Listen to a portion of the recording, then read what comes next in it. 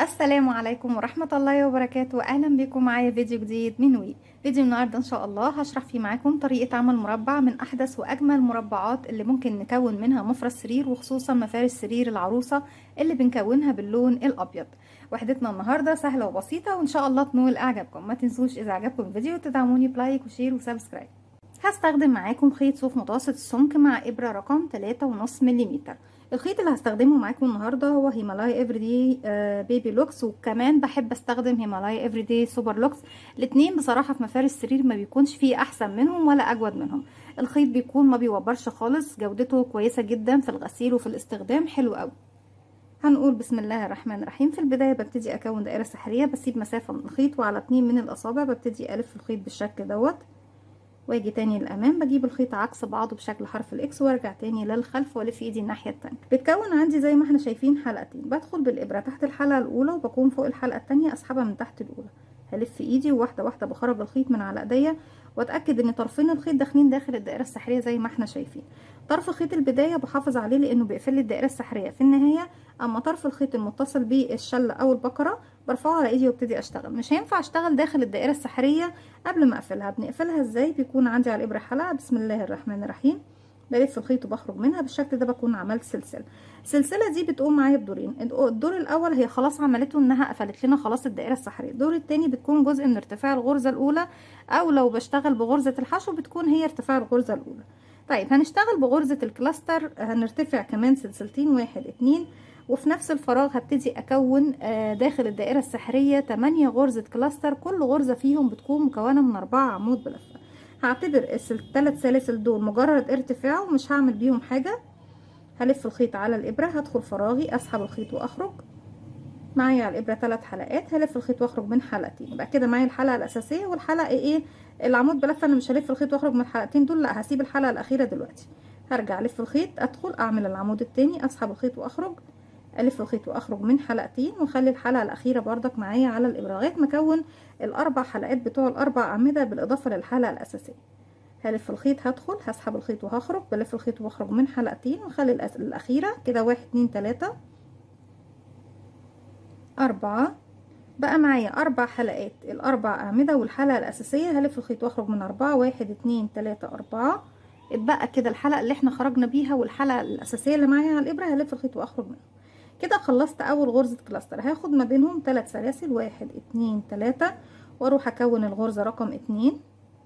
كل الغرز مكونة من 4 عمود بلفة. طيب احنا قبل ما نكمل بس الغرزة التانية، انا حاسة ان الدائرة السحرية واسعة معايا ومش هعرف اشتغل كده، ممكن تفك مني.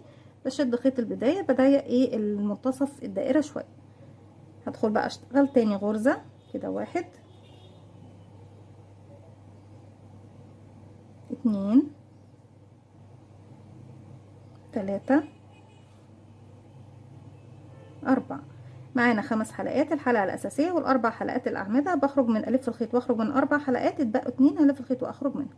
3 سلسله، 1 2 3، وبكمل الدائره بتاعتي بنفس الشكل زي ما احنا شايفين لغايه ما اكون 8 غرزه كلاستر. بعد كل غرزه منهم 3 سلاسل. رجعت لكم تاني في النهايه زي ما احنا شايفين بعد ما خلصت 8، 1 2 3 4 5 6 7 8 غرزه كلاستر. بعد كل واحده فيهم في 3 سلسله. بشد خيط البدايه زي ما احنا شايفين، بقفل منتصف الدائره، وهبتدي اروح فوق اول غرزه اشتغلتها، بنزل تحت حرف الفي، وباخد معايا كمان خيط البدايه، اسحب الخيط واخرج من تحتهم زي ما احنا شايفين، وتحت الحلقه الموجوده عندي على الابره بغرزه منزلقه. هبتدي اشتغل فوق السلاسل يا بنات، همشي بمنزلقه لغايه السلاسل الثلاثه. فراغ هشتغل فيه 3 عمود بلفه، وفراغ تاني هشتغل فيه 2 غرزه كلاستر. ما بين كل غرزه وغرزه باخد 3 سلسله مسافه. هرتفع بسم الله، 1 2 3. المرة دي هعتبر بقى ال3 سلاسل دول عمود بلفة، مش هعتبرهم مجرد ارتفاع، يعني هعتبرهم عمود من الأعمدة اللي بشتغل. بلف الخيط، بدخل، أسحب الخيط وأخرج. معانا 3 حلقات، بلف الخيط وأخرج من حلقتين، اتبقوا 2 بلف الخيط وأخرج من حلقتين. كده اشتغلت عمود 2 3. علشان اروح من المكان اللي انا واقفه فيه لغايه المكان اللي هو فيه 3 سلاسل تانيين، هاخد سلسلتين، 1 2. هروح بقى في الفراغ اللي جاي ابتدي اكون زاويه مكونه من غرزتين كلاستر، ما بين كل غرزه وغرزه 3 سلسله. هنشتغل غرزه كلاستر، 1 2 3 4. معانا 5 حلقات على الابره، بلف الخيط وبخرج من 4، بقوا 2 هنلف الخيط واخرج منهم 1 2 3 وارجع تاني في نفس الفراغ اكمل كمان غرزه كلاستر. 1 خيط البدايه طبعا بحاول اخفيه معايا، 2 3 4 هقفل الغرزه. طيب علشان امشي من بعد غرزتين الكلاستر او من بعد الزاويه باخد كام سلسله يا بنات؟ طبعا الكلاستر اللي تحت ما بشتغلش عليه، هاخد سلسلتين 1 2.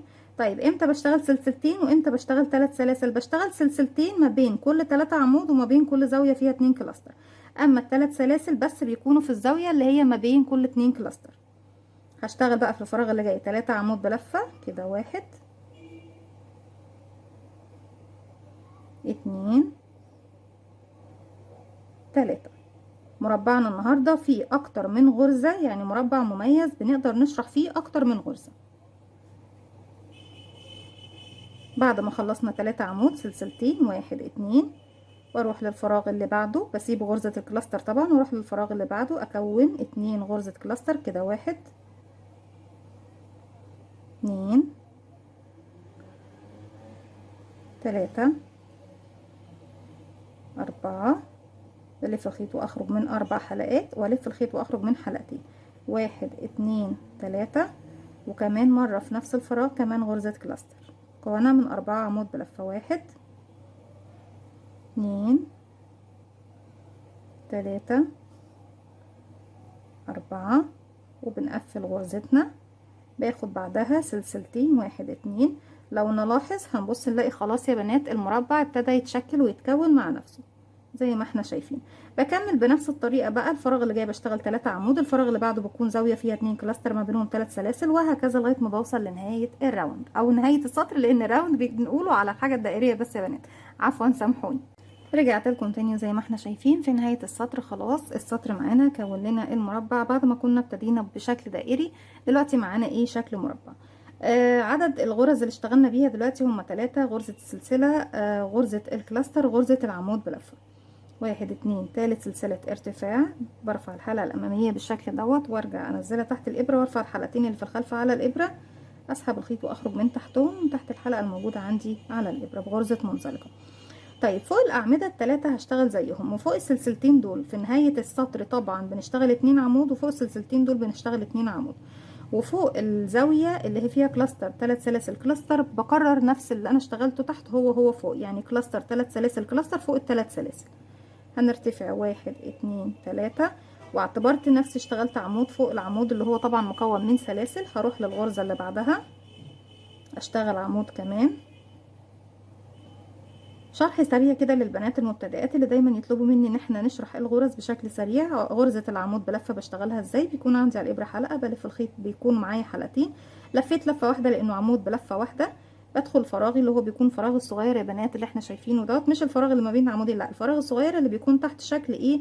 شكل السبع او حرف الفي زي ما احنا شايفين، ضلعين امامي وخلفي. بسحب الخيط وبخرج، بيكون معايا 3 حلقات على الابرة، بلف الخيط وبخرج من حلقتين 1 2، بتبقى معانا حلقتين بلف الخيط واخرج منهم، بكده بكون خلصت العمود رقم 3. هيقابلني سلسلتين بشتغل فوقيهم 2 عمود بلفة ايه؟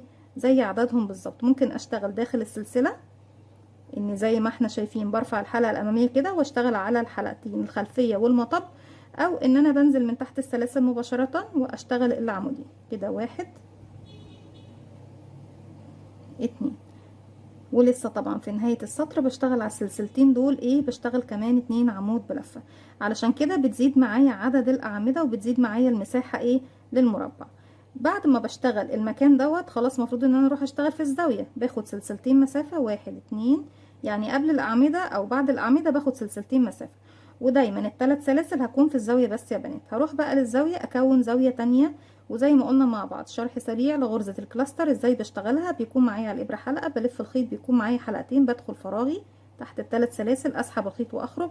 معانا الحلقة الاساسية بالاضافة لحلقتين، هلف الخيط واخرج من الحلقتين دول واخلي الحلقة دي بتاعة العمود اللي هي طبعا بتكون النص الاخير من العمود الاول مع الحلقة الاساسية.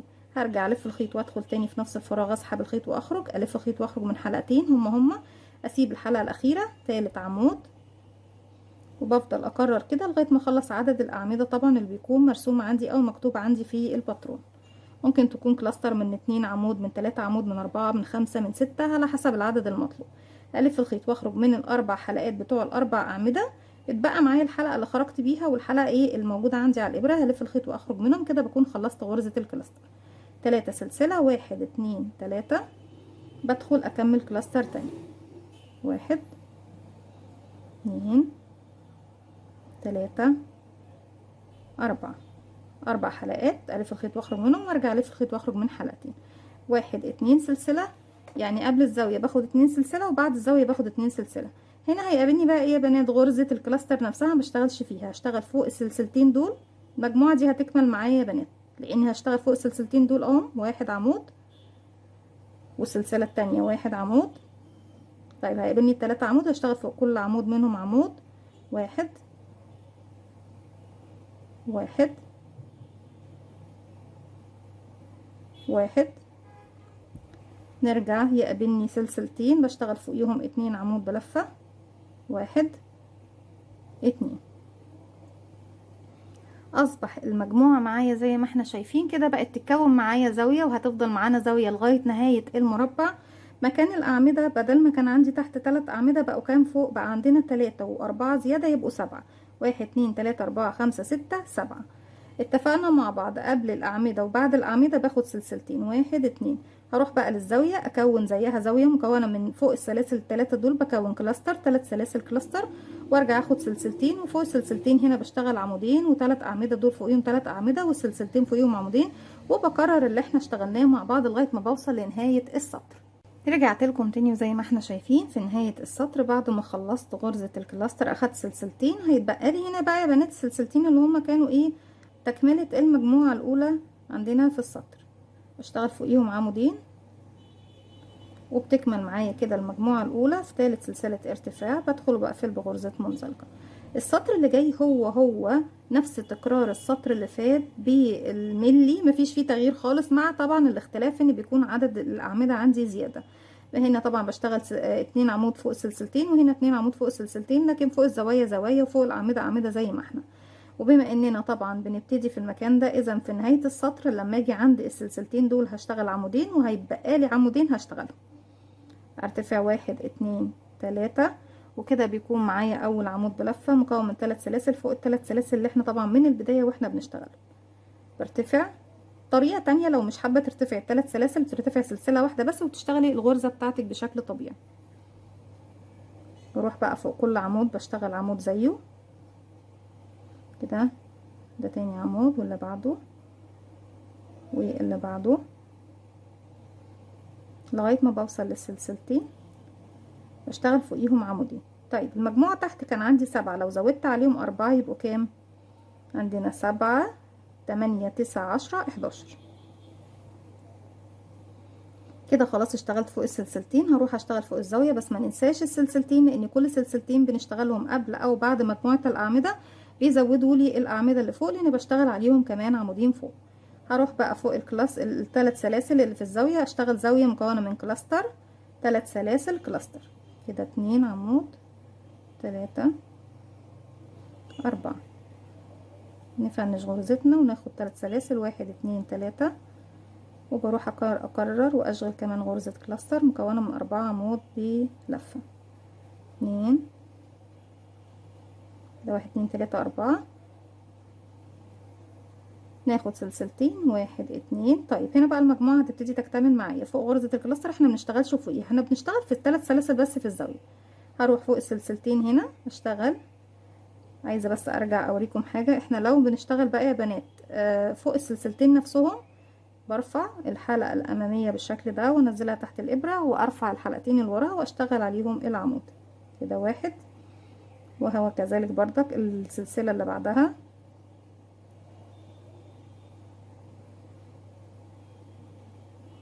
اللي حابب يشتغل على السلاسل مفيش مشكلة، واللي حابب يشتغل على السلاسل من فوقيها، يعني لو داخل السلسلة اوكي ماشي الحال، ولو من تحت السلاسل هيدينا نفس بردك ايه الشكل، والاتنين صح.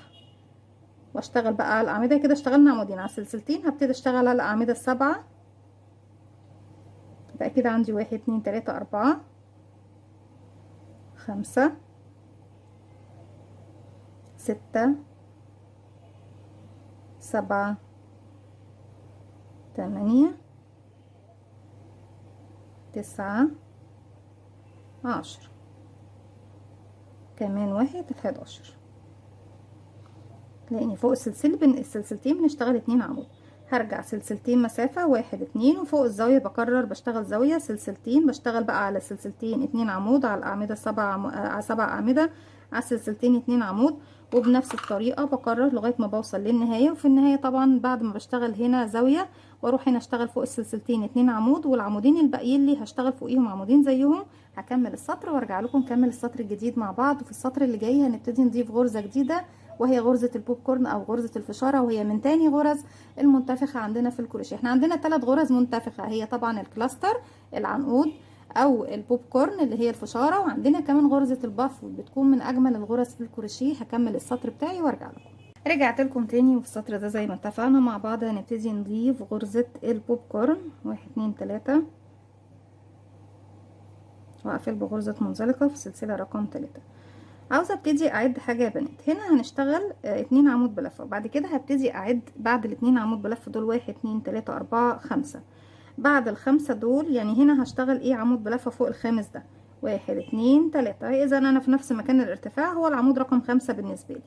طيب العمود اللي جاي هشتغل بقى فوقيه غرزه بوب كورن، مش غرزه عمود عاديه. هروح الف الخيط، ناخد بالنا بقى كويس من غرزه البوب كورن طريقتها ازاي.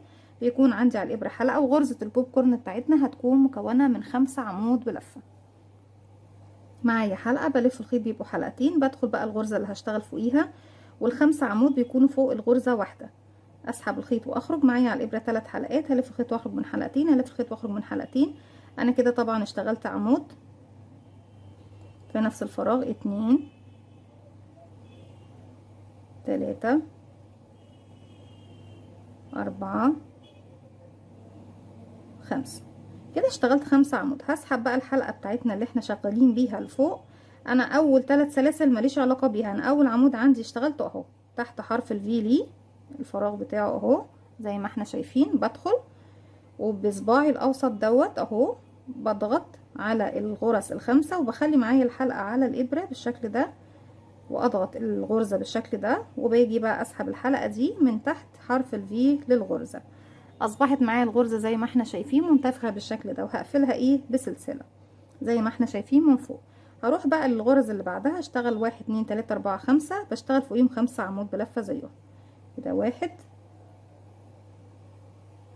2 3 4 5. السلسلتين في المعتاد طبعا دايما هنشتغل فوقيهم 2 عمود بلفه. 1 2، باخد سلسلتين فوق الكلاستر 1 2، وبروح اكون زاويه زي الزاويه الموجوده عندي فوق ال3 سلاسل كلاستر. 3 سلاسل كلاستر. 1 2 3 4. 3 سلسله 1 2 3 وكلاستر تاني.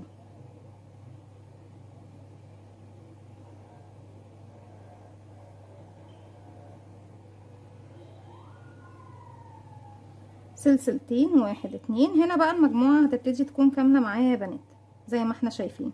هنا عندي ال11 عمود كاملين، وقبل منهم في سلسلتين بشتغل فيهم 2 عمود بلفة كده. 1 2، وهشتغل 5 عمود. طبعا المجموعة اللي على يمين البوب كورن بتكون 7، والمجموعة اللي على يسار هتكون 7 كده. 1 2 وال5 يبقوا 7 كده. 3 4 5 6 7. يبقى اشتغلنا فوق السلسلتين 2 عمود، واشتغلت 1 2 3 4 5. فوق السلسلة رقم 7 اللي هي طبعا رقم 6 بالنسبة للمجموعة اللي تحت، هشتغل فوقيها غرزة البوب كورن. بشتغل فوق الفراغ الواحد 5 غرزة عمود بلفة، وبسحبهم بحلقة من فوق. 1 2 3 4 5. هسحب الحلقة لفوق وهعد بقى. انا عندي كده 1 2 3 4 وده رقم 5. بدخل فوق حرف الفي ليه، هسحب من تحته الحلقة واقفله بسلسلة من فوق، بحيث ان انا طبعا السلسلة دي اقدر اشتغل فيها من فوق غرزة زيها. هبتدي اشتغل 5 عمود. 1 2 3 4 5. فوق السلسلتين 2 عمود بلفة. 1 2. سلسلتين بعدهم ما ننساهمش، وسلسلتين قبلهم، لان هما اللي بيدوني فراغ فوق اشتغل عليه. واروح فوق الزاوية اكون زاوية، وبنفس الطريقة زي ما احنا شايفين بنكمل السطر بنفس الطريقة. هكمل وارجع لكم نشوف السطر الجديد مع بعض شكله ايه. رجعت لكم تاني في نهاية السطر بعد ما اشتغلت. طبعا عندنا على السلسلتين اللي في الاخر هنا بعد الزاوية اشتغلت عمودين، وبعد كده اتبقى لي 1 2 3 4، والخامس احنا اشتغلناه في بداية السطر، اللي هو كانوا 3 سلاسل ارتفاع اهو. ما ننساهمش طبعا. في ثالث سلسلة منهم بقفل بغرزة منزلقة. نعدلها بس لان هي طبعا مسحوبة مع غرزة البوب كورن، لان هي كانت اول غرزة عندي.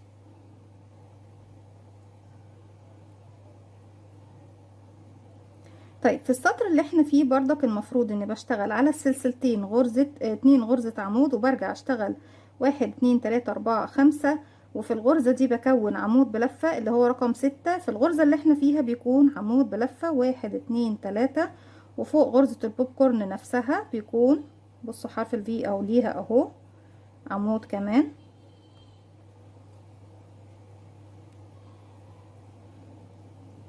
والفراغ اللي بعده كمان عمود.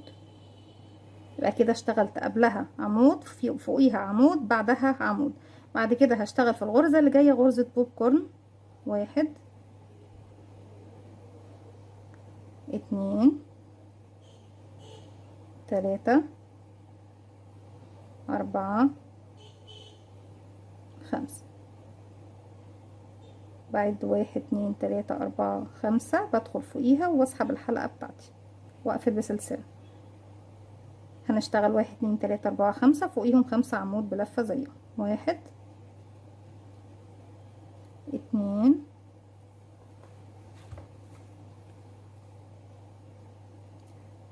3 4 5. فوق السلسلتين 2 عمود بلفة. 1 2. خلاص دي حاجة ثابتة زيها زي الزاوية بالظبط. 2 سلسلتين. 1 2 برضك دي ثابتة. وفوق الزاوية كلاستر كده. 1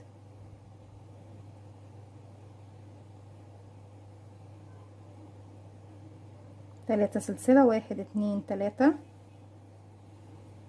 كمان كلاستر في نفس الفراغ.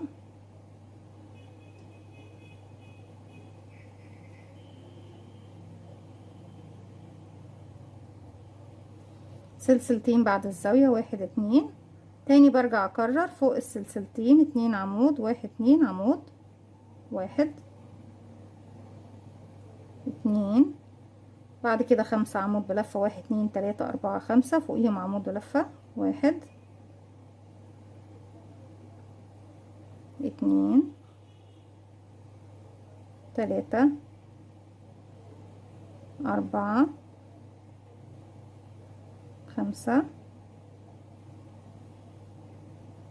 العمود اللي فوق البوب كورن اللي قبل البوب كورن عفوا، احنا كده اشتغلنا 1 2 1 2 3 4 5، والفراغ اللي بعدهم بيكون غرزة بوب كورن. 1 2 3 4 5. 1 2 3 4 5. بنقفل غرزتنا. العمود اللي بعده بيكون عمود بلفة. البوب كورن نفسها بيكون فوقيها عمود بلفة.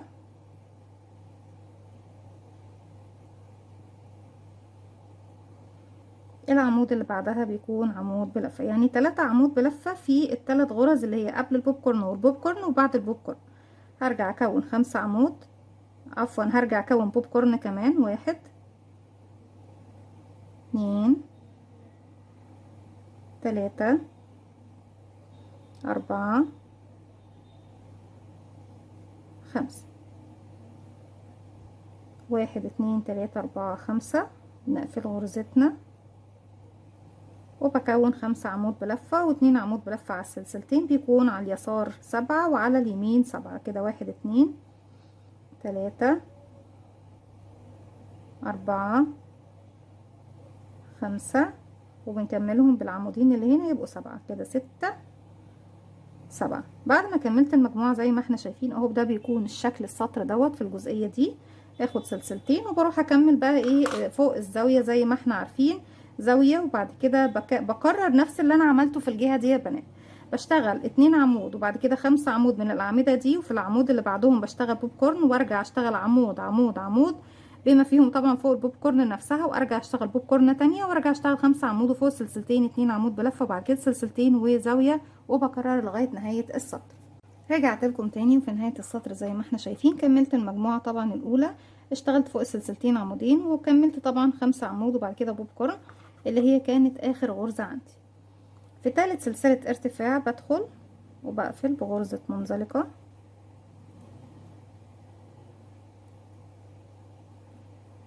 طيب السطر بتاعنا دلوقتي هيكون بقى ترتيبه ايه؟ نبتديه من هنا يا بنات عشان نبتدي العدد بتاعنا صح. فوق السلسلتين بشتغل عمودين وبعد كده 1 2 3 4 5 هشتغل 5 عمود بلفة فوق 5 عمود بلفة وبعد كده اشتغل بوب كورن، بعد كده عمود عمود عمود، يعني فوق المكان اللي انا واقفة فيه هيكون عمود بلفة. 1 2 3. بعد كده الغرزة اللي جاية هتكون بوب كورن. 1 2 3 4 5. برفع بعد 1 2 3 4 5. وطبعا اول عمود ده مش بتاعنا، ده مجرد الثلاث سلاسل ارتفاع وبيكون عمود مستقل لوحده. بقفل غرزتي ارجع اشتغل العمود اللي جاي ده عمود فوق البوب كورن نفسها عمود، بعد البوب كورن عمود، ارجع اشتغل بوب كورن تانية. 1 2 3 4 5. 1 2 3 4 5. ارجع اشتغل 5 عمود. 1 2 3 4 5 و2 على سلسلتين يبقوا 7. دايما هيكونوا المجموعة اللي هي المجموعة اللي قبل غرز البوب كورن هيكونوا 7 على اليمين 7 على اليسار. طيب ما بين يا بنات كل غرزة بوب كورن والغرزة اللي بعدها بيكون في 3 عمود، بنشتغل واحد منهم على البوب كورن نفسها، والعمودين اللي قبل البوب كورن واللي بعد البوب كورن بشتغل ايه عمود على كل واحدة، على كل عمود فيهم. سلسلتين 1 2 بشتغل الزاوية مكونة من 2 كلاستر. 2 3 4 2 3 سلسلة، بعد كده كلاستر تانية 1 2 3 4 ونقفلها. سلسلتين 1 2 وارجع بقى اكرر بقى هنا، بس هنكرر هنا لان المجموعة هتكون كاملة معانا ويكون الشغل اوضح.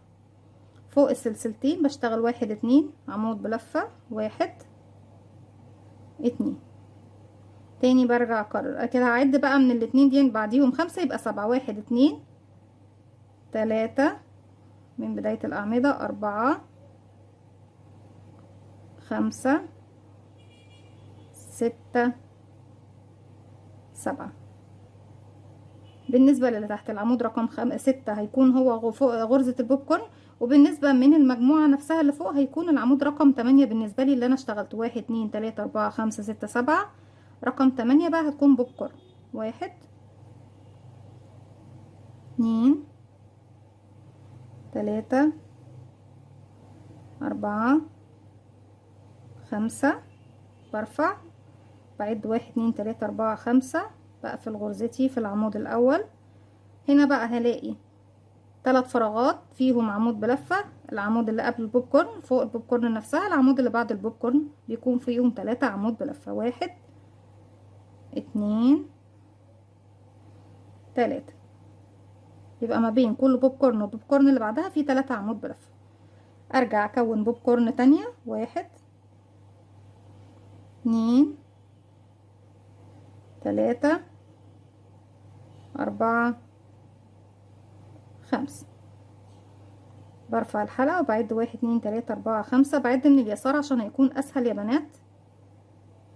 بقفل غرزتي وبعد كده عمود عمود عمود عمود عمود عمود كده. 1 فوق البوب كورن نفسها عمود، فوق العمود اللي بعد البوب كورن عمود، وارجع اكمل باكون كمان غرزة بوب كورن في الفراغ اللي جاي.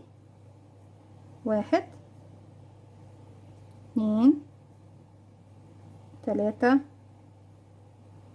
4 5.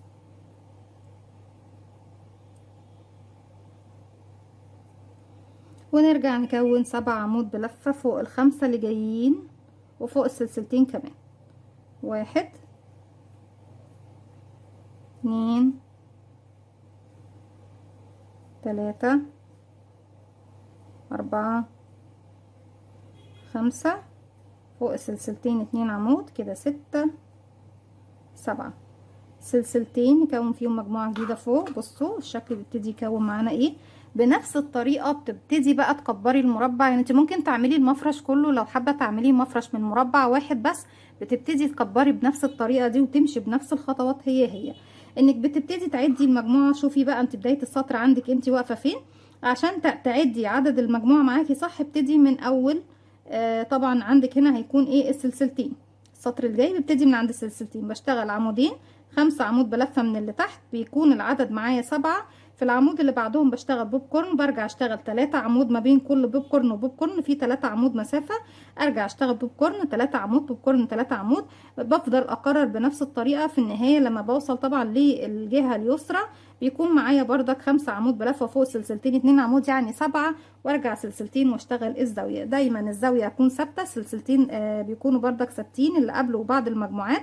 بتزودي بقى عدد السطور بنفس الطريقة. هشتغل السطر دوت وهشتغل كمان. احنا عندنا السطر ده كده رقم 1 2 3 4 5 6 7.